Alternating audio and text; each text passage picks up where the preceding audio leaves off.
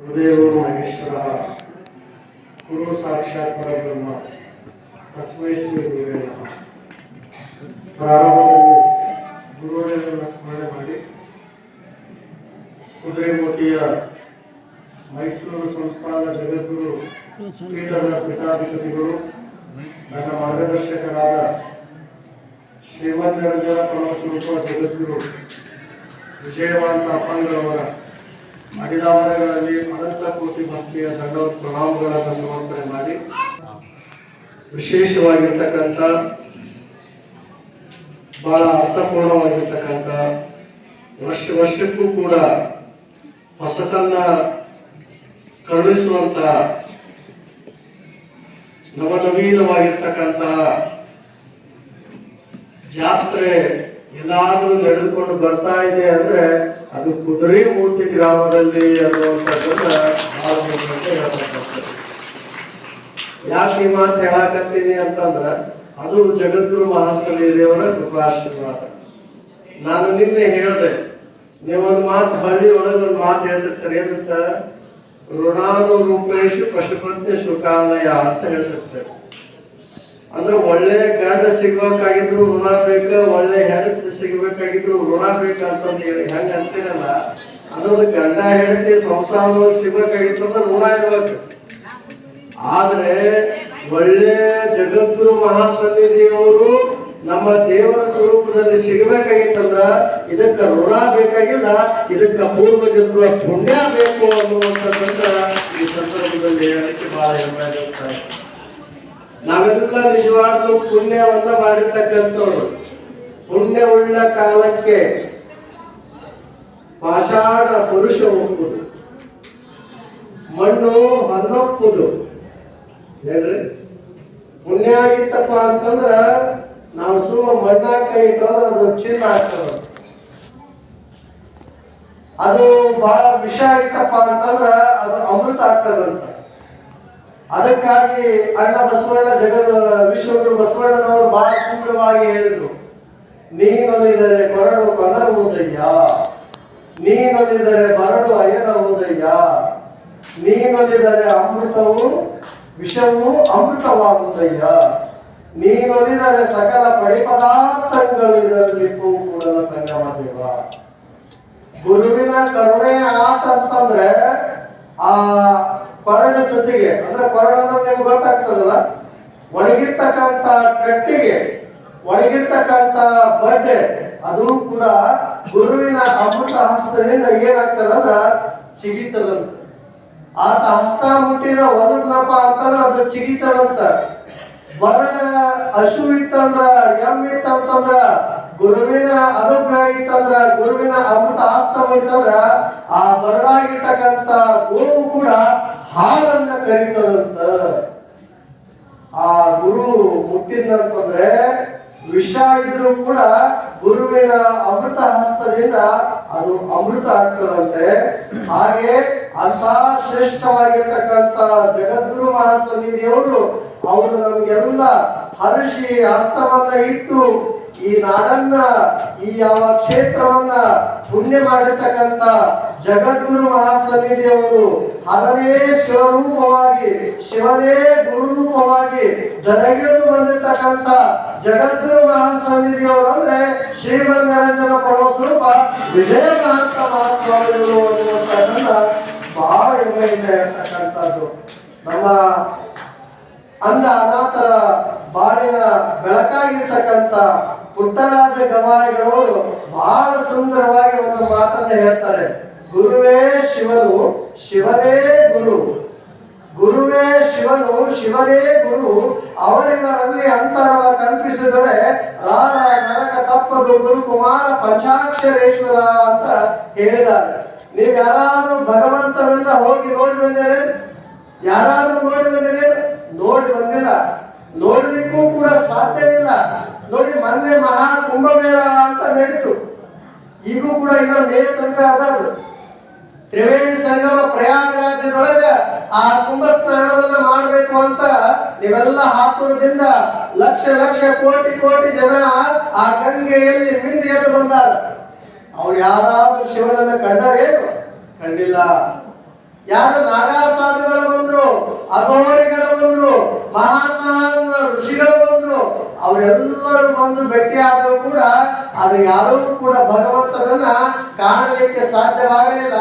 ನಿಜವಾಗ್ಲೂ ಭಗವಂತ ಎಲ್ಲಿ ಅದಾನ ಅಂತಂದ್ರೆ ಕುದುರೆ ಮೋತಿಯೊಳಗ ಜಗತ್ತು ವಿಜಯಮಾಂತಪ್ಪನೊಳಗೆ ನಿಜವಾಗಿರ್ತಕ್ಕಂಥ ದರಿದ್ರತಕ್ಕಂಥ ಭಗವಂತರು ಅನ್ನುವಂಥದ್ದನ್ನ ಈ ಸಂದರ್ಭದಲ್ಲಿ ಹೇಳಲಿಕ್ಕೆ ಬಹಳ ಸಂತೋಷವೆನಿಸ್ತದೆ, ಖುಷಿ ಅನಿಸ್ತಾ ಇದೆ.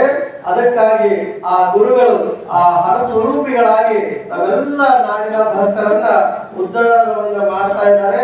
ಅಂತ ಗುರುಗಳ ಮಾರ್ಗದರ್ಶನ ನಮ್ಮ ನಿಮ್ಮೆಲ್ಲರ ಮೇಲೆ ಸದಾಕಾಲ ಇರಲಿ ಅನ್ನುವಂತ ಮಾತನ್ನ ಈ ಸಂದರ್ಭದಲ್ಲಿ ಹೇಳಿ, ಯಾಕಂದ್ರೆ ಸಮಯ ಆಗ್ತಾ ಇದೆ.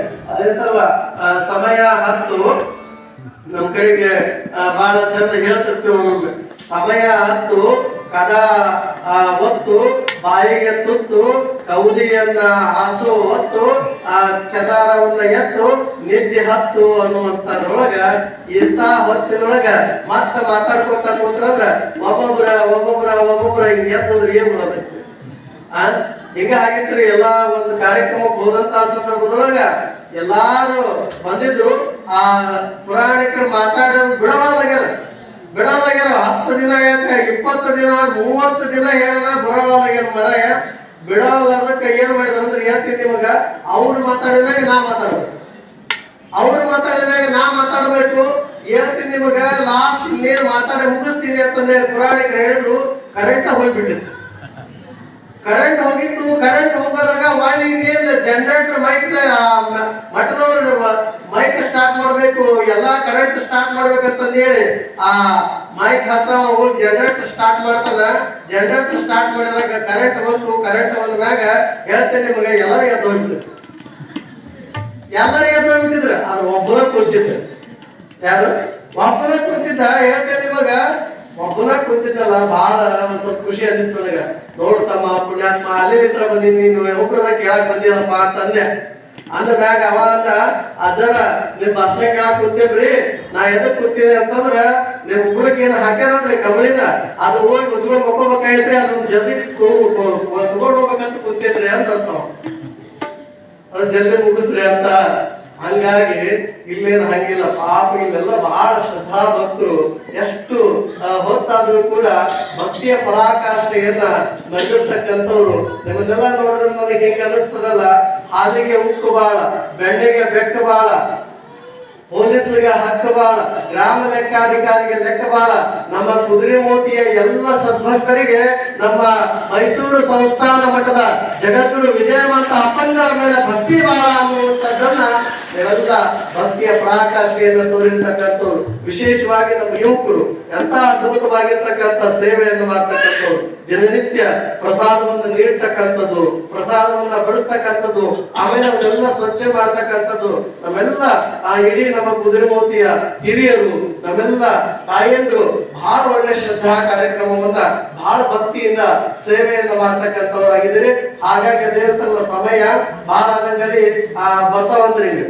ಹಾಸರಿಕೆವ್ವ, ಬ್ಯಾಸರಿಕೆವ್ವ, ತುಗುಡಿಕೆವ್ವ, ನಿದಿಬಳಿಕೆವ್ವ, ಒಣಮುಡಿಕೆವ್ವ ಎತ್ತು ಹೋಗವು ಈಗ ಬಂದ್ಬಿಡ್ತಾವಂತವು. ಹಿಂಗಾಗಿ ಅಂದು ಆಗುವಂತ ಸಂದರ್ಭ ಆಗಬಾರ್ದು ಅಂತ ಹೇಳಿ ಜಗದ್ಗುರು ಮಹಾಸನ್ನಿಧಿಯವರು ಸಂಗೀತದ ಗಾರುಡಿಗರು, ನಾವೆಲ್ಲ ಸಂಗೀತ ಸಾಮ್ರಾಟರು ಅಂತಂದೇಳಿ ತಾನ್ಸೇನನ್ನ ಸಂಗೀತವನ್ನ ಕೇಳಬೇಕು ಅಂತ ಆಸೆ ಪಟ್ಟವರು.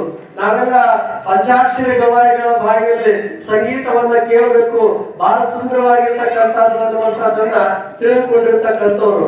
ನಾವೆಲ್ಲ ಪುಟ್ಟರಾಜ ಗವಾಯಿಗಳವರು ಹಾಡಾಟಕ್ತಿದ್ರಂದ್ರ ಬಹಳ ಹಿಂಪ್ ಅನಿಸ್ತಾವ ಈ ಕಿವಿಗೆ ಅಂತಂದೇಳಿ ನಾವೆಲ್ಲ ಬಲ್ಲಂತವ್ರು, ತಿಳ್ಕೊಂಡಿರ್ತಕ್ಕಂಥವ್ರು.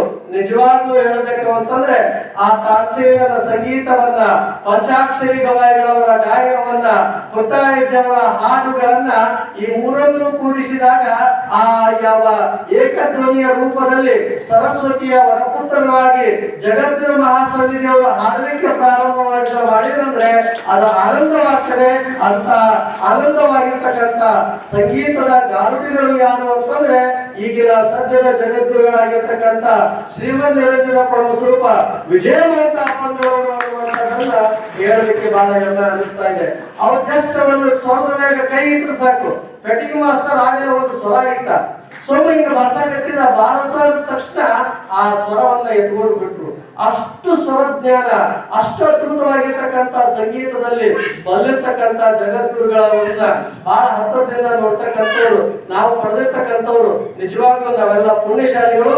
ಅಂತ ಜಗದ್ಗುರು ಮಹಾಸನ್ನಿಧಿಯವರ ಅಡ್ಡಪಲ್ಲಕ್ಕಿ ಮಹೋತ್ಸವ ನಾಳಿನ ದಿನ ನಾವೆಲ್ಲ ಮಾಡ್ತಾ ಇದೀವಿ ಅಂದ್ರೆ ನಮಗೆ ನಿಜವಾಗ್ಲೂ ಕೂಡ ಹೆಮ್ಮೆ ಅನಿಸ್ತಾ ಇದೆ. ಜಗದ್ಗುರು ಗುರುಗಳನ್ನ ಮೇಲೆ ಕುಂದಿರಿಸಿ ಅವರ ಆಶೀರ್ವಾದವನ್ನ ಪಡೆದುಕೊಳ್ಬೇಕು. ಅಂದಾಗ ಮಾತ್ರ ನಮ್ಮ ಆಯುಷ್ಯ, ನಮ್ಮ ಆರೋಗ್ಯ ಇನ್ನೂ ಹೆಚ್ಚಾಗ್ತದ.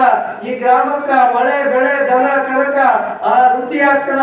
ಎಲ್ಲ ರೋಗ ರುಜಿನಾದಿಗಳು ಕೂಡ, ಕರ್ಮ ಪಾಪಗಳು ಕೂಡ ನಾಶವಾಗ್ತದೆ, ಪುಣ್ಯದ ಫಲ ಪ್ರಾಪ್ತವಾಗ್ತದೆ ಅಂತಂದೇಳಿ ರಾಜ ಮಹಾರಾಜರು ಮಾಡಿಕೊಂಡು ಬಂದಿರ್ತಕ್ಕಂಥ ಇಂದಿನ ಜಗದ್ಗುರು ಮಹಾಸನ್ನಿಧಿಯವರು ಹಾಕಿಕೊಂಡು ಬಂದಿರ್ತಕ್ಕಂಥ ಆ ಎಲ್ಲ ಆಚಾರ ವಿಚಾರ ಪದ್ಧತಿ ನಿಯಮಗಳನ್ನ ಬಿಟ್ಟು ಬಿಡದೆ ಪಾಲಿಸಿಕೊಂಡು ಬಂದಿರ್ತಕ್ಕಂಥ ಜಗದ್ಗುರುಗಳು ಯಾರು ಅಂತಂದ್ರೆ ಜಗದ್ಗುರು ವಿಜಯ ಅನ್ನುವಂಥದ್ದನ್ನ ಈ ಸಂದರ್ಭದಲ್ಲಿ ಹೇಳಿ ಬಹಳಷ್ಟು ಹೇಳಲಿಕ್ಕೆ ಅದಿರುತ್ತಲ್ಲ ಸಮಯ ದೊಡ್ಡ ವಿಷಯ ಬಡ ಅನ್ನುವ ಹಾಗೆ ಜಗದ್ಗುರು ಮಹಾಸನ್ನಿಧಿಯವರ ಬಗ್ಗೆ ಹೇಳ್ತಾ ಹೋದ್ರೆ ಅದು ಒಂದು ಗ್ರಂಥವೇ ಆಗ್ತದೆ, ಅಭಿನಂದನಾ ಗ್ರಂಥ ಆಗ್ತದೆ ಅನ್ನುವಂತ ಮಾತನ್ನು ಈ ಸಂದರ್ಭದಲ್ಲಿ ಹೇಳಿ ಅತಾ ಜಗದ್ಗುರು ಮಹಾಸನ್ನಿಧಿಯವರು ಏನು ತಾವೆಲ್ಲ ಆ ಅಪ್ಪಣೆಗೆ ಮಾಡ್ತಾರೆ, ಈಗ ಕೈಯಿಂದ ತೋರಿಸ್ತಾರೆ, ಅದನ್ನ ನಾವೆಲ್ಲ ಶಿರಸಾ ವಹಿಸಿ ನಾವೆಲ್ಲ ಮಾಡುವಂತವರಾಗೋಣ.